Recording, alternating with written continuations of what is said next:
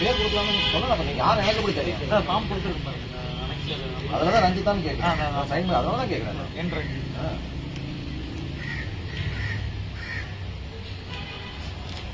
அப்ப வந்து நோட்டீஸ் வந்து டோர் கேன்வாஸ் போகக்கூடாது. போலாம். லிமிட் எவ்வளவு? லிமிட் எவ்வளவு சொல்லணும்? நான் தெரிஞ்சுக்கிறேன். தெரியாது.